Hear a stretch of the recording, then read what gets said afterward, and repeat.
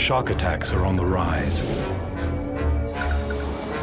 Around the world, the threat from this perfect killing machine has never been greater.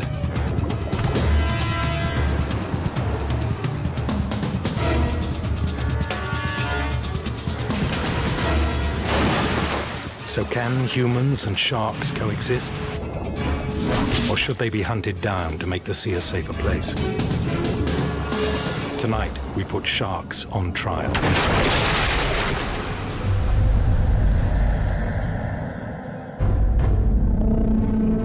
Sharks terrify us. They trigger our deepest primeval fears. Out of your depth, vulnerable, you're open to sudden attack by a monster you don't even see until it's too late.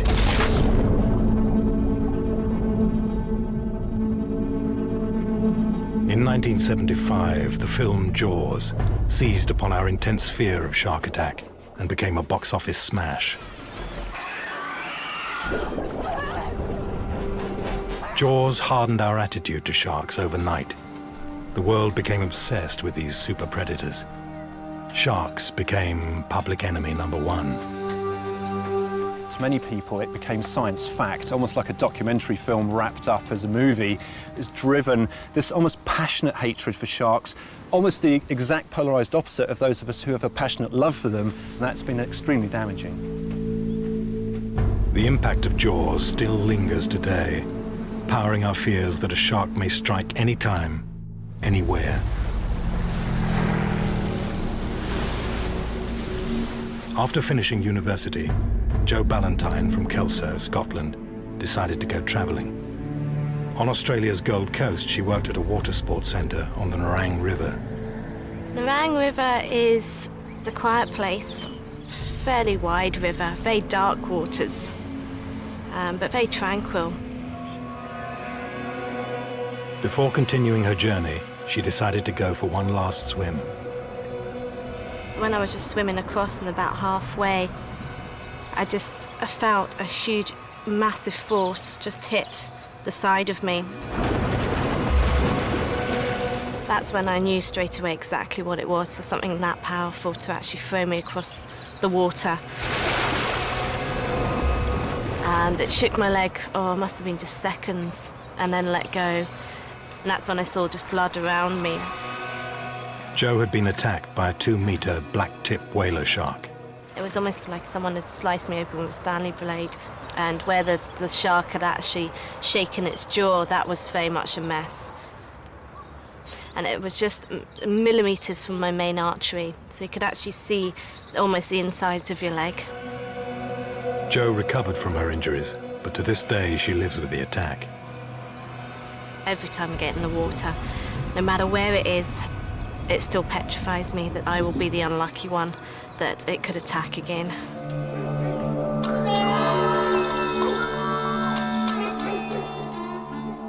For many, there is a simple way to stop people being attacked by sharks. Hunt down the culprits. Poor, doesn't it smell a bit that... Vic Hislop is a shark hunter. They're 12-foot tiger sharks. He has spent a lifetime catching and killing large sharks. Out of 350-odd species of shark, I only concentrate on the dangerous ones. I always have. That one's just about frozen now. I'll wrap him in plastic then too, to stop dehydration. Same as this one. See, this is some of the best equipment in the world for catching big sharks. When you start talking about sharks that are 20 foot in length and would weigh in the vicinity of 2.5 tonne, it's a pretty specialised field. Everything's got to be perfect, right down to the hooks being needle sharp, even mutton fat on the point of the hooks to make them penetrate. There's so many things. It's a dedication. Vic feels passionately that there has never been a greater call for his hunting expertise. This is all my records of shark attacks that should have been avoided. There's records in all these cases here like you wouldn't believe. Yeah, these boxes here, these are all shark attacks. You know the biggest thing that worries me is when I die, all this work, the lifetime I've put in to bring out the truth, what's going to happen to it? Just get burnt. It's all wasted, and that's sad. It just doesn't make sense to me. There's too many people being killed by big sharks. Vic considers it his duty to warn people about the dangers of shark attack.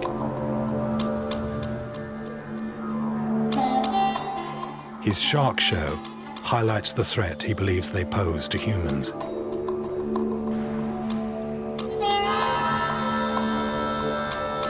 What chance do you have in the water with a shark like this? That entirely depends on the shark, because you're not in control. There's nothing you can do. They're too good at what they do. The words beach, victim, and shark still chill us to the bone. Perhaps with good reason, as attacks are on the increase.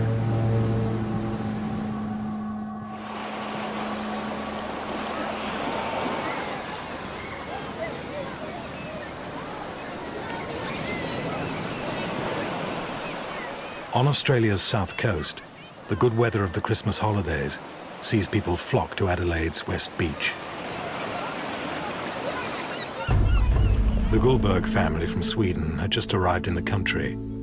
It was their first visit to the beach. Yes, I was lying on my back, on my elbows, you know. So I just had a good view over the ocean and the kids. And I was a bit annoyed. I remember that because there was a boat and the engine was just going on and on and on, and they moved around, and there were a few guys in the boat. 18-year-old Nick Peterson and his friends were towing each other on a surfboard behind a boat, just 300 meters from the shore.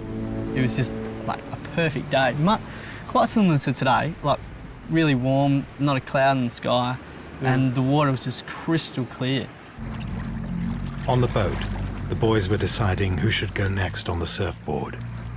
Nick had come from the driver's seat to the very end of the boat, raced there, taken his shirt off, and then looked at me and said, "Oh, do you want to go in next?" And I could really tell with the enthusiasm in his eyes that he just really wanted to go in there. So I was like, "No, mate, you go for it." And so then he's just jumped in, and then I have just seen this really big grey object. Then I suddenly saw a big fish just jumping out of the water and splashing and just behind the boat. I've heard this really, really ear-piercing scream, and then I've seen Nick and the shark much higher than the boat, just launched up. And then I realized that the boat engine was down, and the guys in the boat had some oars or paddles, and they were trying to hit something. We tried to do everything we could. I mean, we hit it with oars, called OOO, which is the emergency number here. But apart from that, there's not a lot you can do, especially if the shark is bigger than your boat. And just after that, it's calm, just calm. And then I've just seen it with Nick's arm in its mouth, just going really, really slowly, just gliding through the water. And it was just so surreal, and we just didn't know what to do. Nick was eaten by a 5.5-meter great white shark. His remains were never found. After the attack, there was much debate. Should the killer shark be hunted and destroyed? They don't want to kill it because they don't want to upset some people. Well, what's more precious, shark life or human life? I mean, you have to weigh it up. Any shark close in waters posing a threat to human life should be destroyed. I mean, what would be wrong in a case like that with bringing in the army from a helicopter and shooting the bloody shark? But because we've been so conditioned, we suddenly think that shark's got all this right to life. There is something wrong there. Surprisingly, Nick's father took a different view. We do not advocate indiscriminate killing of sharks. They're to be admired and appreciated and respected, and Nick knew that. Would you be so compassionate if it was your child? It's a controversial question. Do sharks have a right to live in areas of the sea where they pose a deadly threat to us?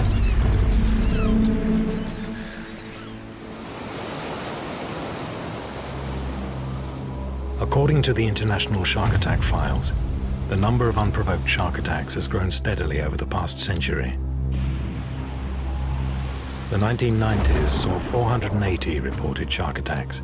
Since 2000, there have already been 327, a 35% increase. Are sharks guilty of becoming more bloodthirsty? Or could there be other reasons why more people are being attacked? For a start, the amount of jet-set tourism to parts of the world where people never used to go before has increased dramatically. Secondly, we've also seen over pretty much the same time period a huge increase in the amount of activities which could bring people into conflict with sharks. Surfing, diving, windsurfing, the list is endless. As we examine if humans can coexist with sharks, we'll look at what can be learned from recent cases. Is it possible to identify a pattern in unprovoked attacks by sharks, and whether their behavior is changing as man and shark come into increasing contact?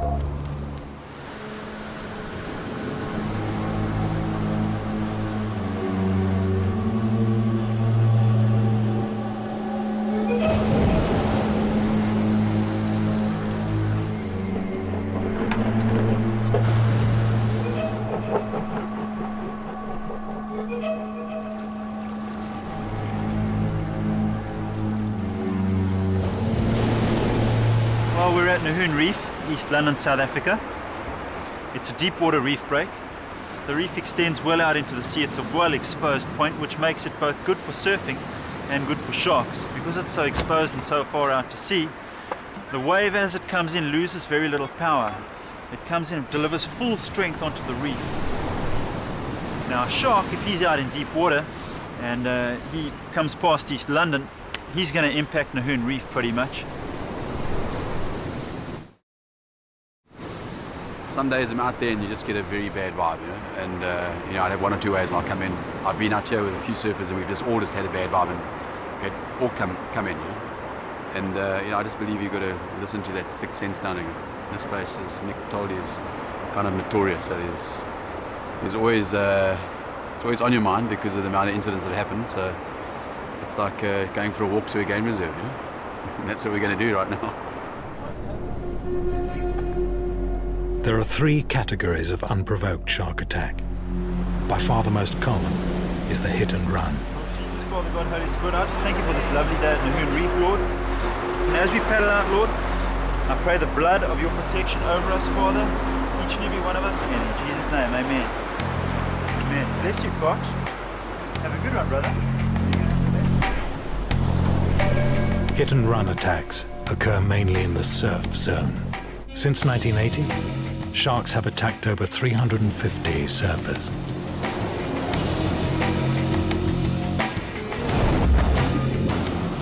At Nahoon Reef, the surfers are only too aware of this threat. In July 2000, a 15-year-old boarder named Shannon Ainsley was about to catch a wave when a shark launched its attack. As he reaches the crest of the wave, the great white strikes from below. Luckily, the shark disappeared after its initial strike, and Shannon miraculously escaped with only a minor hand injury. Other surfers have been less fortunate. Andrew Carter was catching waves at Nahoon when a shark targeted him.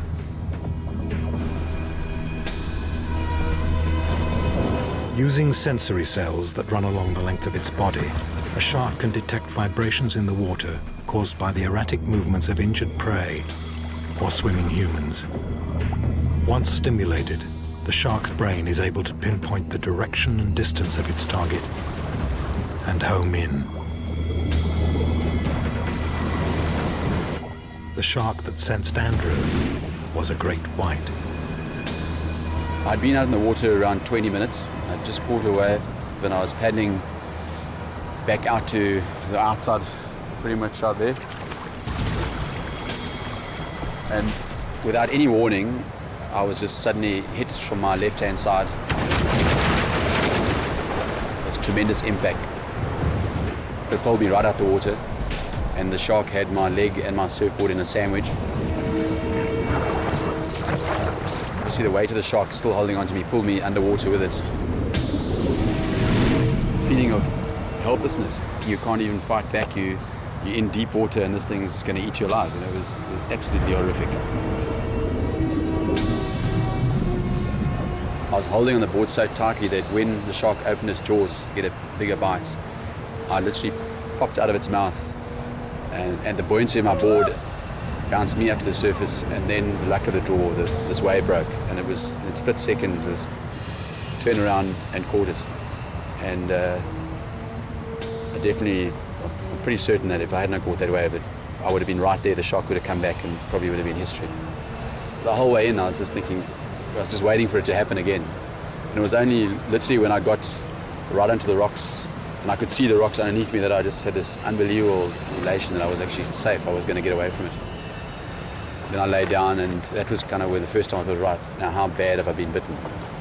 And when I turned around and I saw this like red line of blood behind me, I was like, okay, this is pretty serious. It took just one bite to inflict a wound that needed over 250 stitches. As you can see by the bite on the surfboard here, I was lying on the board, so it actually matches the bite on my leg, matches the bite on the board. The bottom of the jaw was on the surfboard and the top of the jaw went around the back of my leg. So from my hip to my knee, the back of my leg here was bitten to the bone and pulled open. Most hit-and-run attacks may actually be a case of mistaken identity. As it approached from below, the great white that attacked Andrew could have seen a familiar shape on the surface, a shape similar to a prime food source, seal.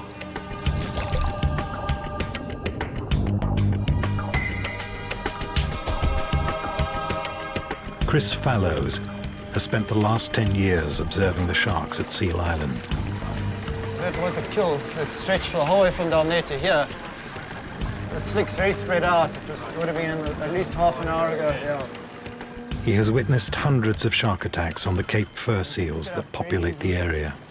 The seals are probably the shark's main prey in this area because of the abundance, the fact that they give a high energy yield, they've got a large fat content. In this area, they're probably relatively easy for them to catch. Being so close to a very deep drop-off allows the shark to get fairly close to the shore and then do an upward vertical strike.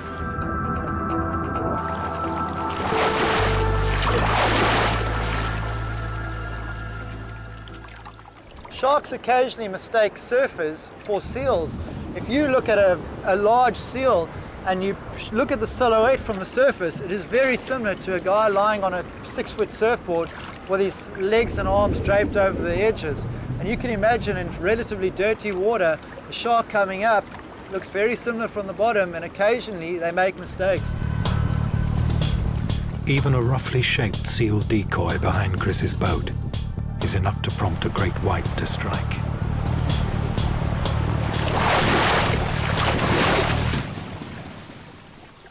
Chris Sullivan finds it hard to believe he's still alive, and he's got more than 200 stitches in his leg to remind him of the day he battled with a great white shark and won. I smacked it one, and every time it came at me after that, I just hit it one, and it like it happened in real life, it buggered off. British surfer Chris Sullivan became a hit-and-run shark victim while on holiday in South Africa.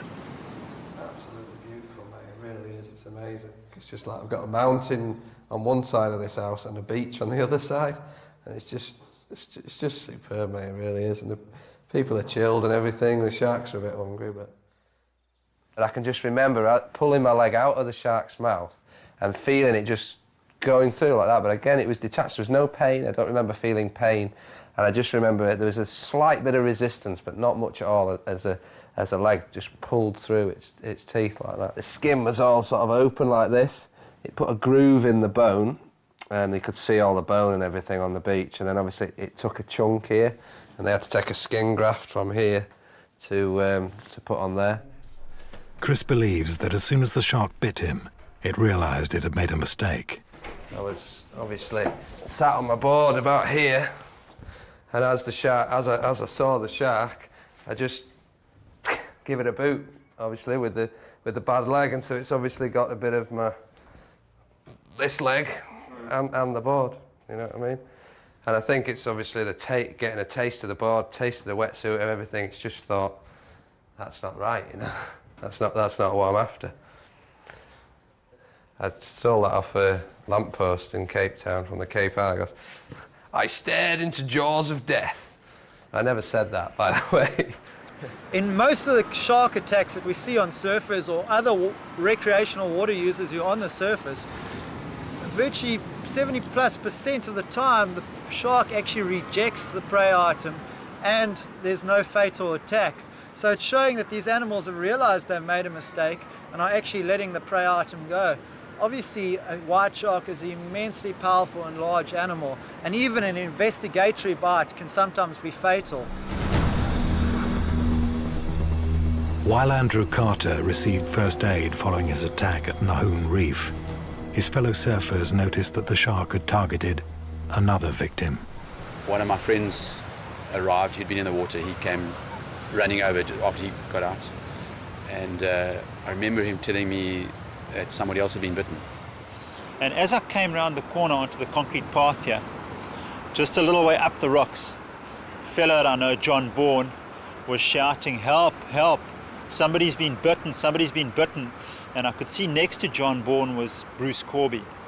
Bruce was probably another 15 meters further out on his own, and he was probably the last person to react to the shouts for shark. So unfortunately, the only way in was straight sort of past where the attack had taken place, and he was paddling as fast as he could to get back in, and the shark came up behind him and just pretty much the same as it did to me, but from behind, and took a big bite.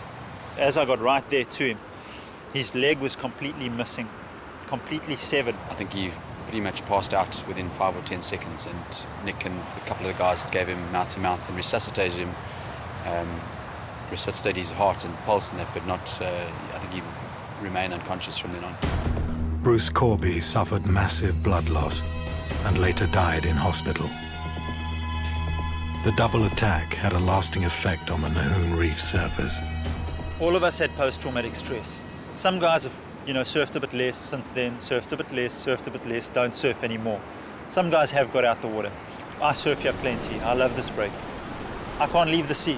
The sea is for me, I'm for the sea. And sharks, this is their territory. I'm a visitor in their territory. I take the risks as they come. Like I say, I'm a visitor, he belongs there. He gets first say.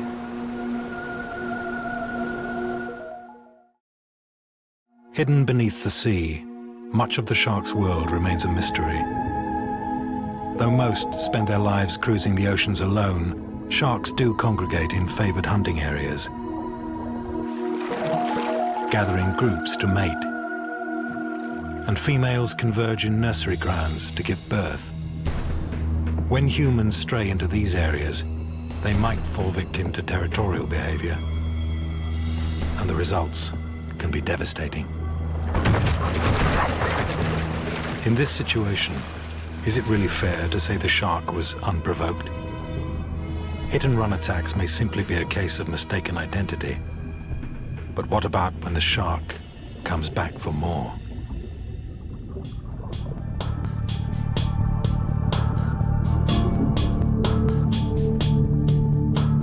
The second kind of unprovoked shark attack is called a sneak attack.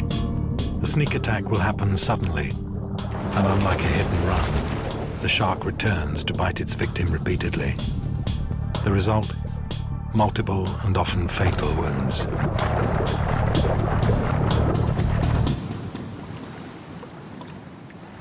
Sneak attacks usually take place in deeper waters, and victims tend to be swimmers, or more often, divers. Abalone is a highly prized shellfish. It's a delicacy and commands top prices in many parts of the world. So for the abalone divers of Port Lincoln on the South Australian coast, the rewards of their tough job are high, but so are the risks. Kim Peneluric has had 6 close encounters with great whites while working on the seabed. I'm out on this rubble in 60 feet and one came up to me and it was just, you just couldn't believe your eyes. You're thinking, you know, was it a dolphin? But no, it wasn't. It was the big one, and it was huge. Divers who commercially harvest abalone do tend to sometimes figure relatively highly in some of the attack statistics for some parts of the world. They're diving in places where often, you know, the whole methodology of going about their work puts them at risk of being spotted by white sharks and potentially being investigated or bitten by them. They go out right onto the edge of your vision and it turns and comes back. And as those big teeth come past you, you're just looking, whoa. And usually they come up pretty close, so you get a really good look at what's happening. And after he's done it 3-4 times, you're starting to get really rattled. You are rattled and there's nowhere to go and nothing to hide behind. Great whites have exceptional sight, and they see in colour. Their long-distance vision is so good that they can spot a diver long before he sees it. I might have seen 6, but that could be 60 that have seen me. Often feel that they're just waiting for you to jump up off the bottom and sort of head for the surface, which make you easy target. The threat to spear fishermen is at its greatest once they have speared their prey. A shark can sense the blood and distress signals of a struggling wounded fish from up to 5,000 meters.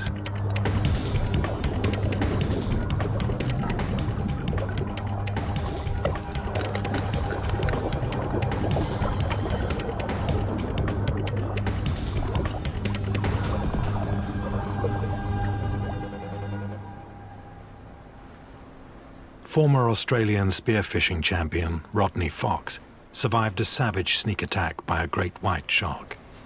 I was 23 years of age, and in the South Australian Spearfishing Championships in 1963, there were 40 divers in the water spearing fish, lots of blood in the water. I know I needed a special species, so I swam out further than the other people, dived down, and I was swimming along the bottom when I saw one. When I was just about to pull the trigger, this huge crash hit me.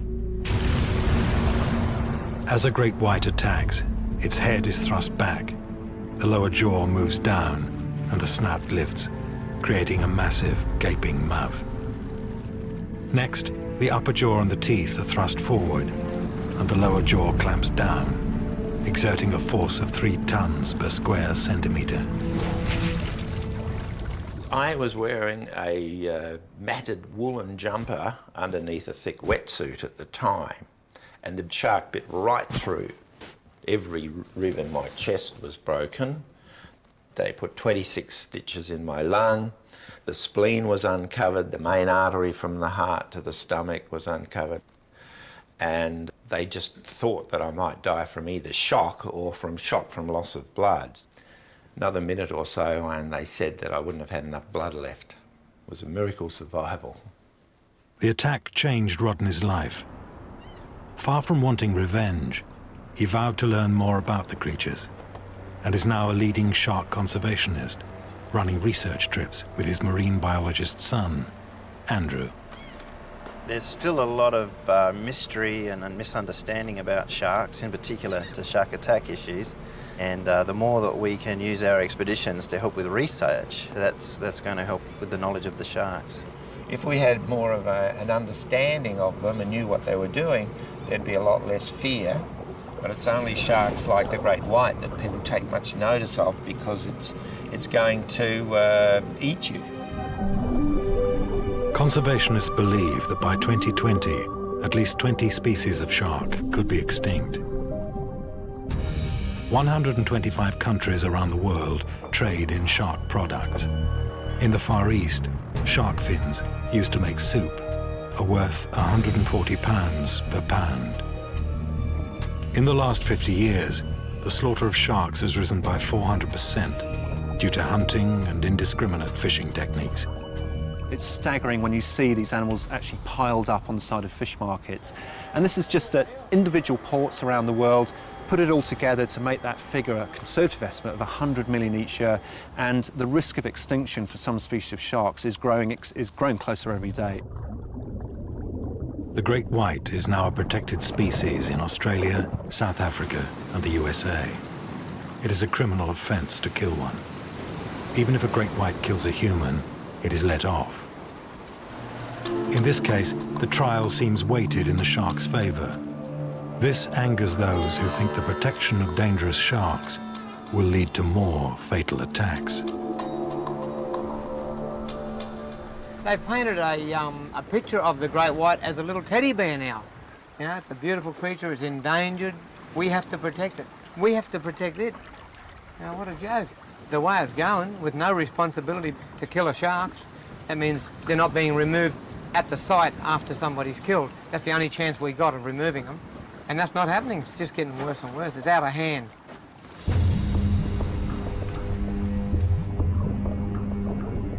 For the victim, the third type of unprovoked shark attack is the most terrifying of all.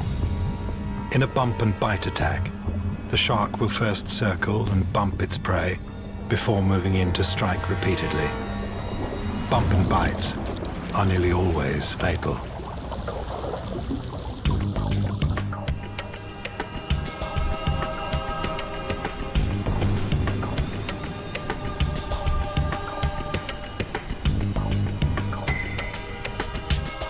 "77-year-old Tina Webb loved nothing more than her early morning swim at Fishhook Bay near Cape Town. She used to come down every morning, about 6:30, going on 7 o'clock, in her white beach gown. So she used to go fairly far out. And that was a pattern every day. On the 16th of November 2004, Tina was swimming at Fishhook when a great white targeted her. Spotters for local fishermen were on a cliff top overlooking the bay. They could see the shark approaching Mrs. Webb, but were powerless to help. He said he saw the shark coming in from the far side. He saw the lady swimming close inshore here, down the bottom there. He saw it and he saw the shark swimming towards you. En dan? Die shark het die vrou so gestam. So het geswem so op haar rug. En dan voel hy dis iets wat ons beweeg en maar kan ons stuk van ja, after. Okay. He saw the shark approach Mrs. Webb. The shark bumped her. She stopped, tried to ascertain what it was. The shark then circled underneath her and then came up and took her on the side. He took her again on the side there and then moved her out further deepward. The water was very red at the time, and all that was visible was a red bathing cap. It was still in the water. In this type of attack, there seemed to be no mitigating circumstances. The shark killed Tina deliberately. Inspector Leon McDooling was the first police officer on the scene. The beach was closed for the whole day, and the police, helicopters, boats, divers, for hours through the day tried to find any other trace, but there's no trace of anybody. Locals firmly believe that the shark that killed Tina Webb is no stranger to the bay. Now, this shark is a 5-meter shark. It is a great white. It has a pattern and it has habits. And that is why I'm convinced it's the same shark that's been patrolling the area for the past 2 years, definitely. That one that had a fairly fixed pattern of coming in. It just, on that particular day, he changed his pattern somewhat, coming in straight in from the deep ocean. In the past 17 years, we had probably 3 shark scare alerts. In the past 3 years, we probably had 20 shark scare alerts. Concerns over increased shark activity have also been raised on the west coast of Australia.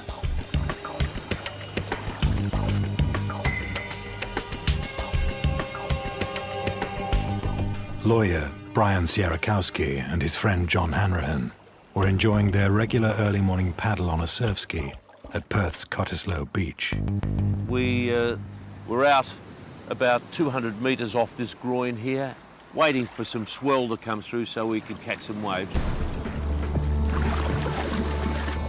When the shark attacked from the shore side and actually lurched itself up onto my ski, which is 18 feet long, it was like a pencil in its mouth. I was just forced off my ski and into the water, and I came up. So I can remember saying, "Please don't eat me, please don't eat me." The two men were rescued by fellow surf ski paddlers, and as the shark circled close by, made it to the safety of the beach. We then got into an area here about 25 metres where we could stand up, looked out to sea, and there was the shark alongside my ski, and we just hugged each other. Brian soon returned to the water. What seemed to have been a unique event was greeted with good humour by the locals at Cottesloe. Lovely and refreshing. Well done, son. But just 3 years later, the mood turned sour. It was savage, it was quick, and it came from nowhere. A massive white pointer on a grey misty Cottesloe morning. It charged first at 49-year-old Ken Crew, taking his whole leg with just one bite. Father of three, Ken Crew, was a member of the Pod, a group of Perth businessmen who swam every morning at Cottesloe Beach. I remember Ken saying to me just before we went in, you know, "I think there's something out in the water," and I said, "Oh, look, it's probably only a dolphin or a seal because you get a few of those around. Look, let's go." So we went, started swimming down, and Ken's a fairly strong swimmer, so he was probably in front of me. The next thing I remember is just seeing a mountain of water go up in the air and him coming down, and there was just that sort of brownish red colour in the water. Inflicted 3 enormous bites on Ken, taking the calf muscle, then the thigh, the whole of the left thigh, and then his right leg, just ripped it off. With that frenzy that was going on, it then turned on another. All I recall was that there was this big dorsal fin coming towards him, because he was in not much water, was turning on his side to get a grip at me, and had my left foot in his mouth. So I pushed with my other foot, my right foot, and yanked it out, and then managed to back out of the water. Fremantle lawyer Dirk Avery made it to shore with deep wounds to his feet. Tonight, he's in a stable condition. Mr Crew's wife Robin and... A second attack so close to shore prompted fears that a large shark had returned to Cottesloe and was targeting humans in a worrying departure from normal behaviour. It clearly knew what it was after. If that shark becomes a rogue shark and becomes territorial and enters a swimmer's beach, then you've got to do something about it, particularly if it stays around for days, which it did. It sounds like an idea straight out of Jaws, but 2 more fatal attacks in Western Australia on surfer Bradley Smith and boat skipper Jeff Brazier have made people ask, do rogue sharks really exist?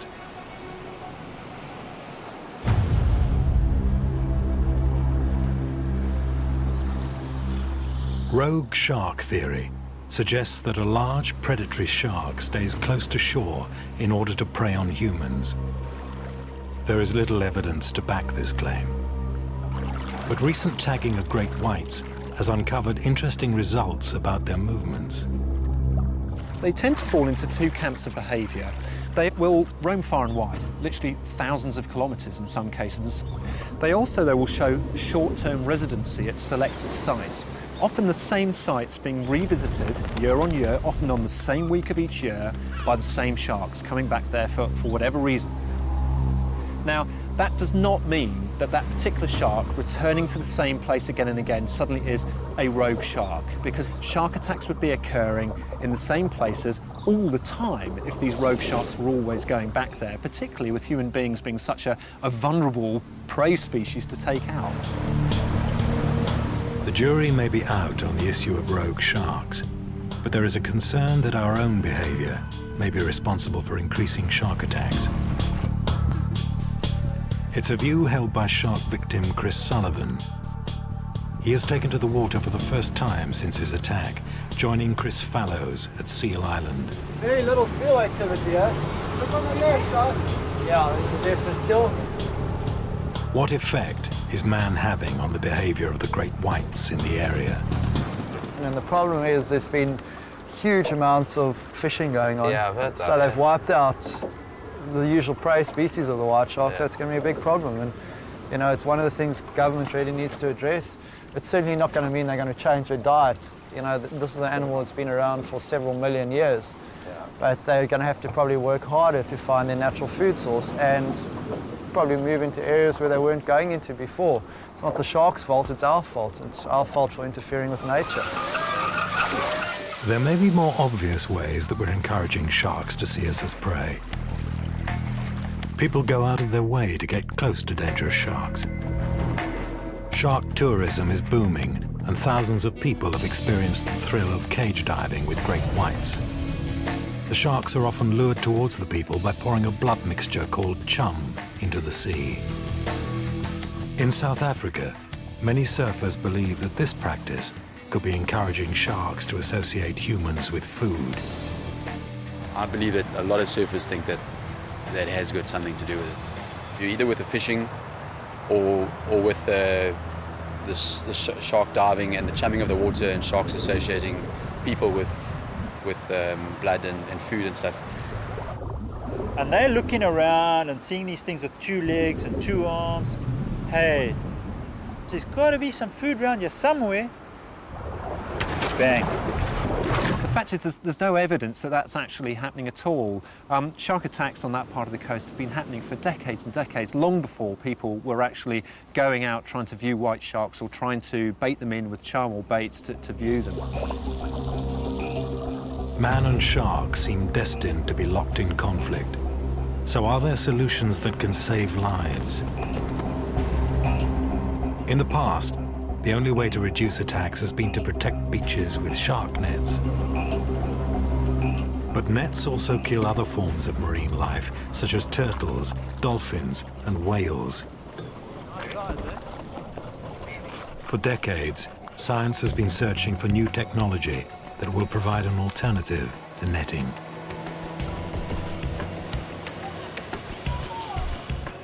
Mike Wescombe-Down, an engineer based in Adelaide, believes he has created an effective personal shark deterrent. His motivation to do this comes from an event he witnessed as a teenager. We used to spear fish, and they used to have spearfishing competitions. And I remember on this particular occasion, I think I was 15 or 16, there was evidence that something was in the water. People were talking about it. I'm sure I saw it about 83 times, as you do when you spook. But it was only when I came out of the water to dump some fish that I saw this crowd on the beach. And they were just on the water's edge. They had a surf ski, and on the surf ski was this guy that I knew, my age, except that he was half missing. And I suppose that left a big impression on everyone and made me hate sharks. Mike calls his invention the Shark Shield. It works by sending an electro pulse through the water that repels sharks. If you think of it as a rock dropped in a lake, and it spreads out these little waves of energy, and our unit's doing the same thing in the water. The shark enters the area, hits this field, it's unpleasant, it's unfamiliar, it's not on its list, and it turns away. After years of development, Mike's Shark Shield was put through its final and most dangerous stage of testing. This shark came straight towards him. And then about 5 metres away, it stopped dead, did a U-turn and took off. Mike hopes to adapt his idea to create an electronic barrier that could one day replace shark nets. But he has a warning for anyone using his invention who thinks they are completely safe. But it's possible to say that with an animal, it doesn't always follow the rules. You can never really feel 100% relaxed, but there could be the odd situation where a shark's exceedingly hungry or agitated or has been stimulated by blood, and it may give them a nasty scare. Okay, that was a classic kill situation. A shark does a full breach. This guy gave me a shark shield. Have you heard of them? Seen them? Yeah. Do you think they work? Oh, do you want my honest answer? Some of them work quite well, but they're not foolproof at all. The last few seconds before a full speed attack, nobody's ever tested it that far. And there is one person who certainly remains unconvinced. That's why none of these silly things you hear about, like the electric impulse shock and that, scare sharks away. They'll work on television as an ad because the sharks aren't interested in eating anyone. I mean, they point it at them and they'll buzz off. But a shark, when they go into attack mode, there's no stopping them. So none of those things will ever work. Trouble is you can't come back and complain, can you? That it didn't work. You want your money back. Looking at the evidence, it is obvious that there is still a long way to go before sharks and humans can happily coexist. We may have studied sharks for hundreds of years, but they still remain a mystery to us. And the only thing you can really say about them is that their predictability is totally unpredictable. We have found that sharks and humans are guilty of unprovoked killing, but one is far guiltier than the other. Every year, sharks kill around 10 people. In that same time, we will slaughter more than 100 million sharks. It's a safe bet that with the sheer fragility of the world's ocean ecosystems, to remove, a once numerous top predator like a shark is going to have a profound effect. The reality is that humans are the most intelligent animals on the planet. It is up to us to find solutions. We also have to ask ourselves if we want to live in a world devoid of any truly wild animals. Just like we keep lions and all the rest of the wild animals alive, they kill a lot of people. There's a reason for the great whites being in the ocean. Maybe it keeps the crowds away. Sharks are just cool fish, just make the ocean this enigmatic place that we absolutely love. Sharks are the thing that inspires people and makes their heart beat faster. They are the animal we most love to hate. Do we really want to destroy such a terrifying, iconic creature as the shark?